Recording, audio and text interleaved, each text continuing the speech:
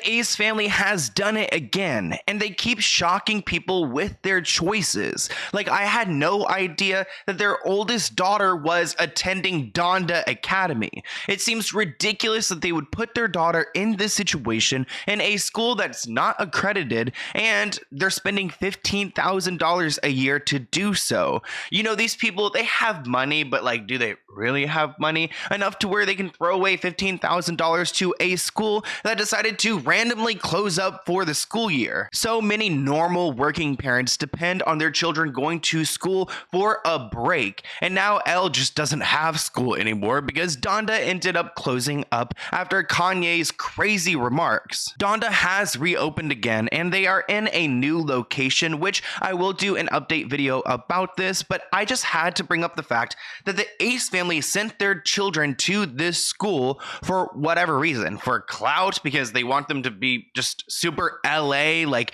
Kardashian-like stars. I just feel like it's not really in good faith to put your child in that situation, and it's exactly what the Ace family continue to do over and over again, because they do exploit their children for views on the internet.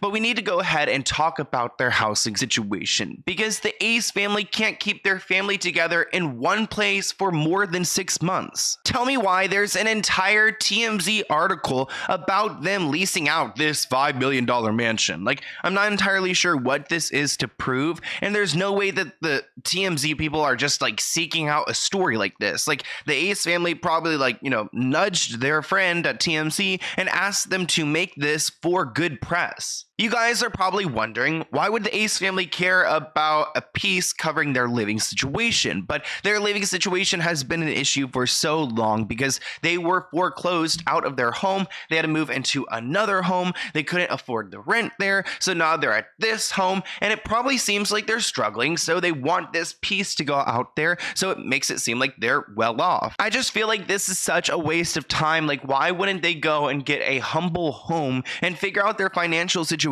before they run to a $5 million mansion in Hollywood? Our real estate sources tell us that Austin and Catherine McBroom have been leasing the 5-bedroom home for $20,000 a month. Like, $20,000 is a lot. It does not make sense for them to rent a place for $20,000 a month. Socialblade is usually really off, but they do have the right idea, and they're claiming that the most that they make a month is $30K. So between the $20,000 rent and the $15,000 tuition, it doesn't really like seem to add up. Granted, Socialblade does seem to be wrong, so it could be more like 3 times this, about $60K a month, but still it doesn't seem financially responsible to go and spend so much on rent just to, like, what, have a TMZ article come out and make it seem like you're rich. When it comes to the Ace family numbers, they have dropped. There is no denying that, but people are still interested in what they've been up to. Of course, they made another video about this house, and the article writes that the newly constructed farmhouse is about 5,000 square feet.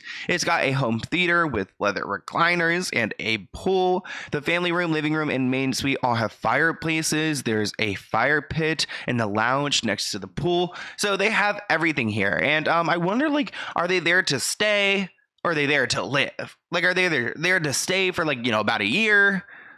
6 months, $20,000 a month. Maybe they're there to stay for 2 months and then move out, and they'll have another house tour. At this point, the McBroom children are going to be able to grow up and claim that they were military kids because they were moving around so often, and their home seems like a war zone. Like, their parents, family dynamic, the toxicity, they are literally survivors for going through all of this. The main suite has a walk-in closet, a spa, a shower, a private deck, a balcony.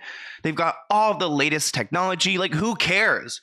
Who literally cares? They're renting this multi-million-dollar mansion, and we'll see how long it lasts. You guys may remember that they had to foreclose their home, which was bought by YouTubers, and I have no idea why anyone would subject themselves to that house because there have been so many problems with it. I mean, Catherine claimed that they didn't have hot water like for multiple years living there, so that's not okay.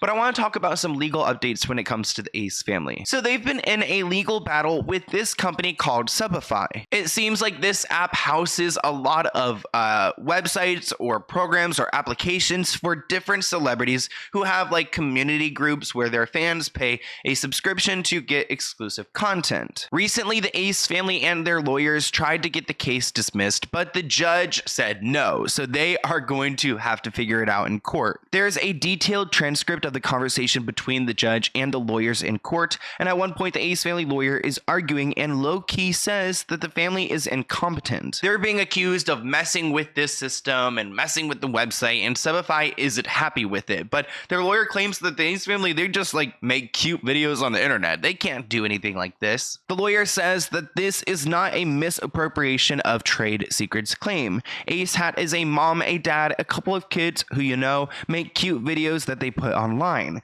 Cute videos online for people to watch. They are not software engineers. They did not have the capacity to reverse engineer anything, which the lawyer claims that they have nothing to do with this. But the other side claims that you didn't like do it yourself, you hired someone else to do it. The court says if they employ someone to do it, it doesn't matter, right? So if a mob boss tells a guy to go and whack someone, it doesn't matter that he didn't actually whack the guy. They are doing it at his direction. So if the cute mom and pop and kid have their vendor misappropriate trade secrets, if that's the case, you don't get a pass on that because you needed a vendor to do it. The lawyer says this situation is slightly different than the one you described, and that to make the analogy work, it would have to be somebody at Ace Hat, say Catherine McBroom, saying to their vendor, hey, I need you to reverse engineer this website, or I need you to go and reverse engineer these plugins. The court says, no. All they have to do is someone say, you know, I have a problem with that guy, and that is the extent of it. Here, they got a vendor, and they say, you know, I don't know, we're getting anywhere with these Subify people. Why don't you just handle it?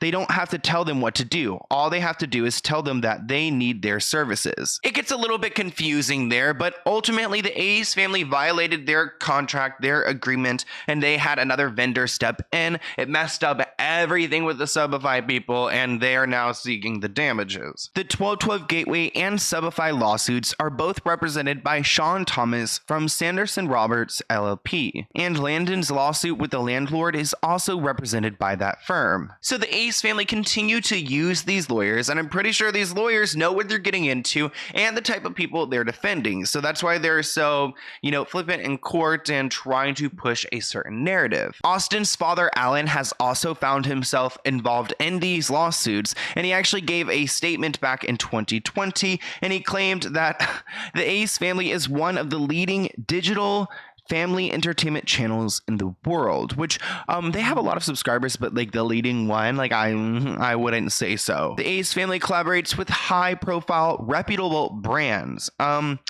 Okay, maybe once upon a time, but I don't think anyone's trying to work with them anymore. And maybe part of that is Alan's fault. I mean, in experience, it says, I have supervised the execution of over 20 branded integrations on behalf of the Ace family. So maybe involving your family in your business isn't always the best idea. Now that we're talking about the Ace family lawyers, I wonder if the same person in court is the same person who sent me a letter. Okay, so it turns out it's not. It's a different, I believe that's a different firm, but yeah, there's my letter. Wow, I should frame it, huh?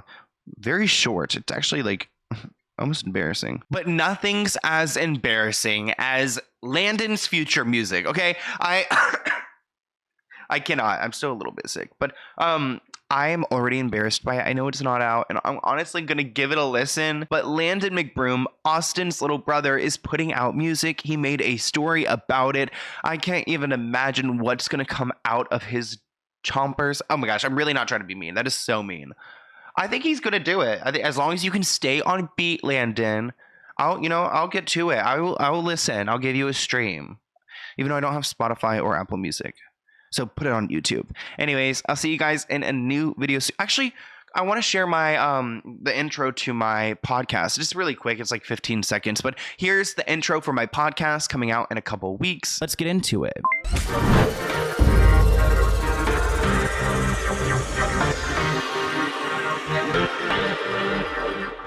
I have a trailer coming out really, really soon. Maybe I'll share it early. I don't know. I'm so excited to share this podcast with you guys, and I'll see you in a new video soon. Bye, guys.